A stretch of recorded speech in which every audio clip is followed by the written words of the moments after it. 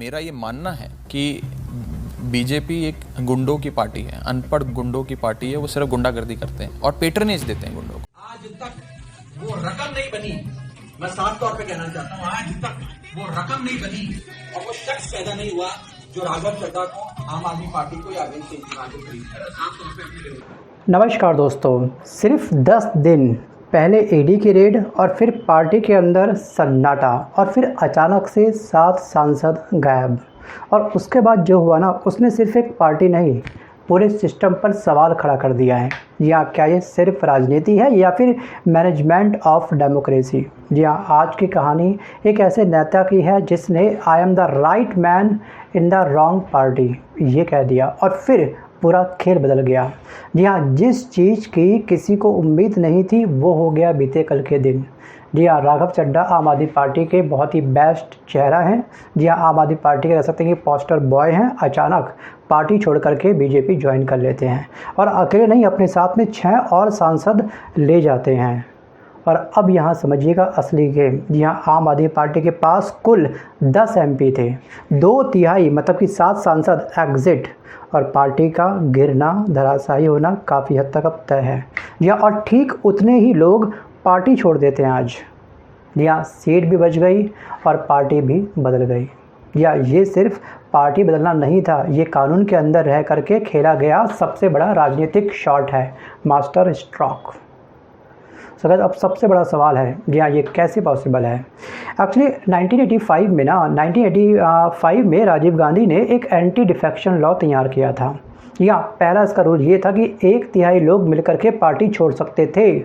बाद में बदल करके इसको कर दिया गया 2/3, क्योंकि खरीद फरोख्त रोकी जा सकती थी इसके माध्यम से। लेकिन अब क्या हो गया यहाँ पर? अब केवल सिंपल सा ये हो गया, आज वही कानून टूटने से बचाने की बजाय तोड़ने का एक बहुत बड़ा टूल बन चुका है।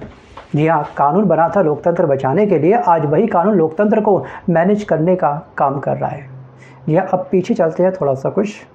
जी हाँ, जब आम आदमी पार्टी का ओरिजिन हुआ था, जी हाँ, ओरिजिन के टाइम पर तो काफ़ी अच्छी इनकी वोट बैंक था, मतलब काफ़ी सारा इनका बोलबाला था, इनके कदम भी काफ़ी अच्छे थे, इनका जो विज़न था काफ़ी पॉजिटिव था। लेकिन अभी हाल ही में चंद सालों पहले दोस्तों क्या हुआ कि आम आदमी पार्टी से जनता का फेथ काफ़ी हद तक उठ चुका है। जी हाँ, जब अरविंद केजरीवाल गिरफ्तार हुए, जी हाँ, पूरी पार्टी उस समय सड़कों पर थी।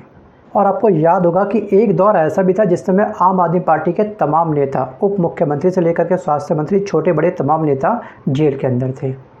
जी हाँ, पार्टी पूरी खाली हो चुकी थी, लेकिन पोस्टर बॉय मिस्टर इंडिया बन रखे थे, मतलब कि गायब थे। जब मैं बात कर रहा हूँ राघव चड्ढा की, वो उस समय लंदन में थे। सिर्फ एक ट्वीट, फिर पार्टी मीटिंग से गायब रहे, आम आदमी पार्टी के तमाम प्रेस कॉन्फ्रेंस से गायब रहे, डिबेट्स जितनी हुई उन सब में ये गायब रहे।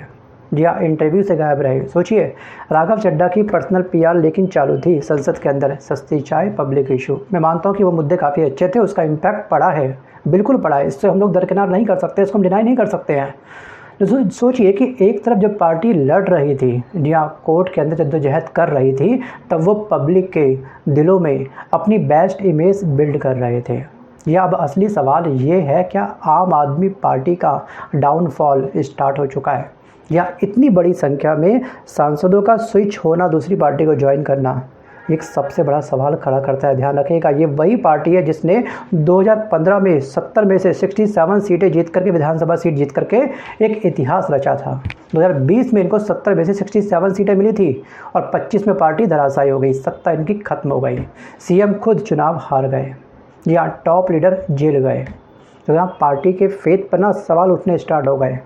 जी हाँ, वो अलग बात है कि कुछ केस के अंदर इनको कोर्ट में काफ़ी हद तक क्लीन चिट मिल गई। या जो पार्टी ईमानदारी के नाम पर बनी थी, आज वही सर्वाइवल के लिए लड़ रही है। यहाँ आज सुबह हालत ऐसी ही बन रखी है पूरी अच्छी खासी। और इसी बीच ना Central Bureau of Investigations versus Arvind Kejriwal के बीच में एक अलग ही जंग चल रही है। जी हाँ, ट्रायल कोर्ट में 600 पन्नों का ऑर्डर आता है। जी हाँ, 23 आरोपी थे। जी हाँ, सबको क्लीन चिट मिल गई और हाई कोर्ट में ये केस दायर होता है। सोचिए, हाई कोर्ट में 972 पेज की अपील दायर होती है और केस दोबारा खुल जाता है, और इसको लड़ते हैं अरविंद केजरीवाल खुद। और सबसे बड़ा दोस्तों ट्विस्ट यहाँ पर यह है कि केजरीवाल खुद जज से कहते हैं कि आप केस हमारा मत सुनिए, मुझे ये जज चेंज करना है। या भारत में पहली बार एक आरोपी, जी हाँ वैसे ये अभी आरोपी नहीं है, ध्यान रखिएगा, वो तो इनको आरोपी बना दिया गया है क्योंकि एक ट्रायल कोर्ट में चलता है, एक ट्रायल हमारा गोदी मीडिया चलाता है। जी हाँ, और गोदी मीडिया का जो ट्रायल होता है वो मैक्सिमम लोगों के माइंड के अंदर एक बहुत बड़ी छवि डाल देता है, वो उसे कल्पित घोषित कर ही देता है गोदी मीडिया कहीं ना कहीं, क्योंकि हम लोगों का ना जो माइंड है ना बिल्कुल बेबी माइंड बन चुका है। एक छोटे से बच्चे को अगर मैं बोलूँगा बेटा ये फ़ैन नहीं, ये ट्यूबलाइट है जो गोल गोल मेरे सर के ऊपर घूम रही है, तो बच्चा उसको ट्यूबलाइट बोलेगा। और मैक्सिमम जनता का माइंड काफ़ी सॉफ्ट है, वो बिना सोचे समझे बस यकीन कर लेता है। तो ध्यान रखिएगा कि पहली बार ऐसा हुआ है कि एक व्यक्ति जो अपने ही केस की सुनवाई खुद कर रहा है, खुद ही अपना वकील बना हुआ है, साफ साफ ये कह रहा है कि मुझे न्याय चाहिए पर इस जज से नहीं चाहिए, इस जज को चेंज करो। यहाँ सोचिए कितना बड़ा कॉन्फिडेंस है। चलिए अब समझते हैं पावर वर्सेस पॉलिटिक्स के गेम को। जी हाँ, ये सच में पावर और पॉलिटिक्स का जो गेम है ना कहीं ना कहीं हमारे देश को धराशायी कर रहा है, देश को हमारे कमज़ोर कर रहा है। और दोस्तों अब इस कहानी को अगर हम दो तरीके से देख सकते हैं। जी हाँ, एक तो इंडिविजुअल लेवल पर जो राघव चड्ढा ने कदम उठाया वो इनके अकॉर्डिंग बिल्कुल सही कदम होगा, क्योंकि राघव चड्ढा को संसद में जिस पद पर थे उस पद से इनको इनकी पार्टी के द्वारा हटा दिया गया था। ठीक है, इनकी आवाज़ को नहीं कह सकते कि कुचल दिया गया था। आप सोचिए एक बार, तो वो इस पार्टी में क्यों रहेगा? तो इसलिए उन्हें क्या पता अपना पार्टी चेंज कर ली हो। आप सोचिए ना एक बार कि पावर चाहिए तो लॉन्ग लास्टिंग सिस्टम में आपको रहना पड़ेगा, और इस समय बीजेपी एक लॉन्ग लास्टिंग पार्टी बन चुकी है। या ये सिर्फ कैरियर मूव नहीं था, ध्यान रखिएगा, ये राघव चड्ढा का पावर शिफ्ट था बहुत बड़ा। अगर हम इस कहानी को देश के एंगल से समझें, अगर हम पैटर्न को ध्यान से समझें, तो महाराष्ट्र में शिवसेना टूटी, बिहार में पॉलिटिक्स शिफ्ट हुआ, गोवा में एमएलए स्विच हुए थे, एमपी में भी सरकार बदली थी। ऐसे बहुत लंबी चौड़ी फेहरिस्त है। सोचिए, अब सवाल ये है क्या ये संयोग है या फिर विधि का विधान है या फिर नियति में ये लिखा था? आपको क्या लगता है? Think about it. सोचिए, एक एक करके अगर हर ऑपोजिशन को कमज़ोर कर दिया जाए तो आने वाले समय में आप चौंकेगा मत कि अगर आप कल वोट देने जाएं, आपके पोलिंग बूथ पर जो आपको सामने ईवीएम मशीन दिखाई दे वोट डालने के लिए, उसमें आपको केवल दो ही ऑप्शन दिखाई दे, एक तो उस पार्टी का और एक नोटा का। तो चौंकना मत। सर लोकतंत्र में चुनाव ज़रूरी है, लेकिन चुनाव में चॉइस उससे भी ज़्यादा ज़रूरी होती है। तो आज की कहानी सिर्फ राघव चड्ढा की कहानी नहीं है, ये कानून की कहानी थी, ये कानून से संबंधित वीडियो था, या ये सिस्टम की कहानी थी, और सबसे ज़्यादा ये हमारे लोकतंत्र की कहानी थी।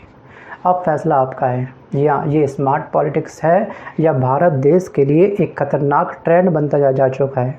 सोचिए, विपक्ष की पार्टी को बस किसी भी हालत में कमज़ोर कर दो। अपनी राय आप मुझे कमेंट करके जरूर बताइएगा कि आपको क्या लगता है।